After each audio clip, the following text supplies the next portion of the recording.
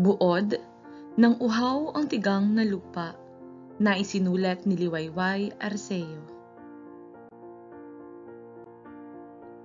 Ang kwento ay tungkol sa isang anak na uhaw sa pagmamahal ng kanyang magulang at isang ina na uhaw sa pagmamahal ng kanyang asawa.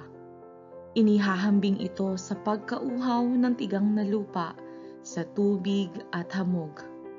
Naging kapansin-pansin sa dalagita na ilang gabi nang hindi makatulog ang ina. Malalim ang paghinga nito. Laging malungkot kung tumitig at kung minsan ay may impit na paghikpi. Ilang araw na ring hindi niya nadadalaw ang aklatan at ilang araw nang hindi niya nasasalamin ang isang larawang mahal sa kanya. Siya ay may bilugang mukha, malapad na noo at singkit na mga mata. Ang kanyang noo at mata ay kuha sa ama niya, samantalang ang ilong niya na parang tuka ng loro at maninipis na labi ay sa kanyang ina. Hindi palakibo ang kanyang ina. Matipid siyang mangusap. Bihira siyang magalit at maikli ang kanyang pananalita. Pag sinabi niyang lumigpit ka, ay di kanya ibig makita. Ang ngiti niya ay parang patak ng ulan kung tag-araw. Ang batang puso ng anak ay tigang na lupang uhaw na uhaw.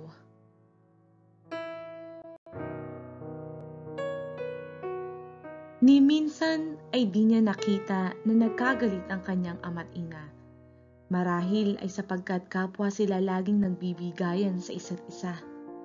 Kung minsan ay hinahanap niya ang pagkukwento ng isang ama sa mga batang masasayang nakikinig habang nagmamasid ang isang ina.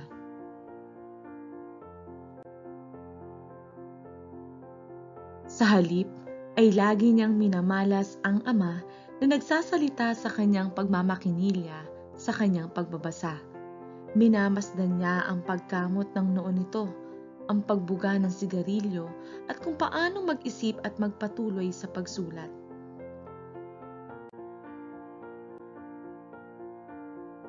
Ang kanyang ina ay isang magandang tanawin kung nanunulsi at nagbuburda at para siyang kapana-panabik na kwento, ngunit ito ay napapawi.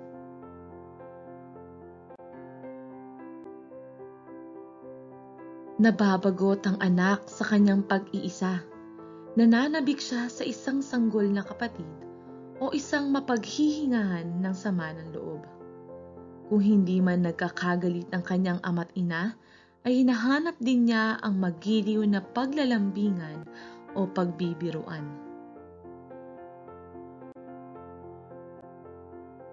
Kung nagpapaalam ang ama ay isang sulyap na alis na ako at isang panakaw na sulyap.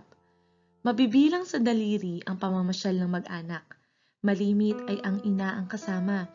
Hindi rin namamasyal ang mag-asawa. Inuumaga ng pag-uwi kung minsan ang ama niya.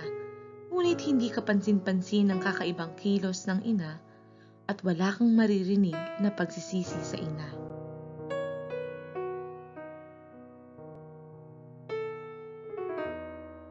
Ilang taon na ngayon ang nakararaan nang minsan ay may ibinalik na maliit na aklat ang tagapaglaba. Nakuha niya ito sa lukbutan ng ama at ibinigay sa ina. Yaon ay tala-arawan. Kinabukasan ay may bakas na ng luha sa mga mata ng ina at lalong di naging palakibo at malungkot. Ano ang nasa tala-arawan? Isang gabi, nalasing na naman ang ama. Kakaiba ang kalasingan ngayon at hinilamusan ng inang hindi kumikibo, ngunit nasa mga mata ang pagtutol. Idinain ng ama ang dibdib at ulo at sinabi ng ina na marahil ay sisipunin ka.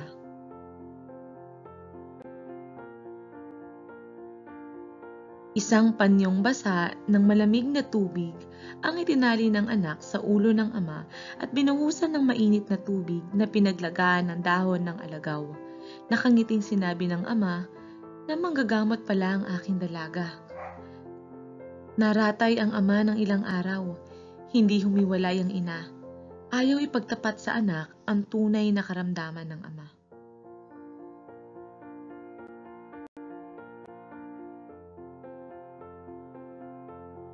Ngumiti ang dalaga at naisip niyang sanay siya ang kanyang ina sa mga sandaling yaon. Ipinaayos ng ama sa anak ang kanyang hapag. Idinikit ang kwentong kalalathata pa lamang. May nakita siyang pelos na rosas at isang nakasalansan na mga liham. Nakatitik ang pangalan ng ama at tanggapan sa mga sobre. Ang larawan na kahit ang pelos ay hindi yaong bawas na mukha at ilong na parang sa loro at nakasulat ang sapagkat ako'y hindi nakalimot. Walang lagda ang larawan at biglang ang dalaga ay napuot at naghinanakit sa ama. Sa isang liham ay nakasaad ang sumusunod, na sila ay pinaglapit ng tadhana sa isang pagkakataong mayroon ng sagwil o hadlang sa kanilang kaligayahan. Wala na sila sa gulang ng kapusukan upang dayain ang kanilang mga damdamin. Ngunit mayroon nang nakapagitan sa kanila, kaya sa pangarap na lamang nila ito bubuhayin at sana'y huwag na silang magising sa katotohanan. Nakita niya ang babae sa panaginip. Sinusumbatan siya, ngunit di niya balak magwasak ng tahanan, sapagkat ang sino mang bahagi sa kanyang buhay ay mahal din niya at di dapat paluhain.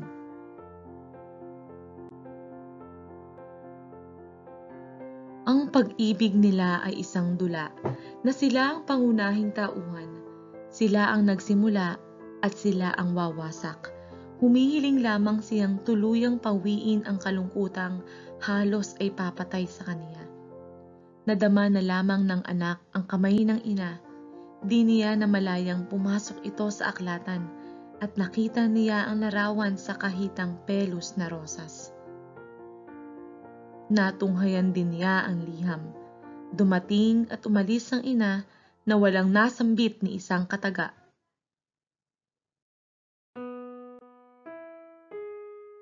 Hiningi ng ama ang mga panulat sa aklat talaan, ngunit ang sinabi ng anak na makasasama sa kanya iyon ay sinabing ngayon ang aking anak ay susulat ng ukol sa akin. Ibig niyang tumutol, ngunit di niya iyon nabigkas. Nasa kalamigan ng lupa ang kaluwalhatian ko, ana ng ama. Huwag kang magpadala sa simbuyo ng iyong kalooban. Ang unang tibok ng puso ay hindi pag-ibig sa tuwina.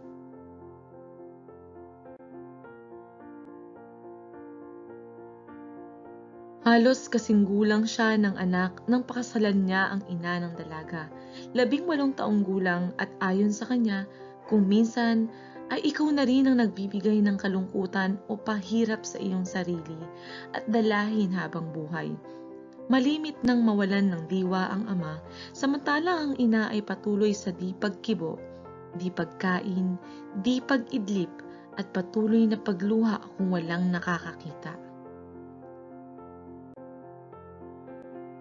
Dumantay ang kamay ng ina sa noo ng ama at pinatakas ang tinitimping sama ng loob sa pagdadaop ng ngipin at labi nito.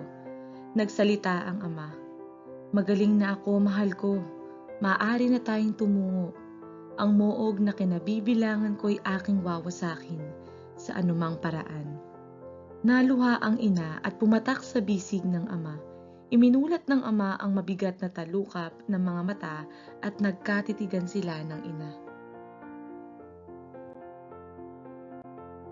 Hawak ng ina ang kamay ng ama nang muli itong magsalita. "Sabihin mo, mahal ko, na maaangkin ko na ang kaligayahan ko." Mariing kinagat ng ina ang labi at sinabing maaangkin na iyon ng kanyang mahal. Hinagkan ng ina ang asawa at kasabay noon ay lumisan ang kanyang kaluluwa. Wala nang mga luhang dumaloy sa mga mata ng ina. Tiyak na liligaya ang kaluluwa ng lumisan.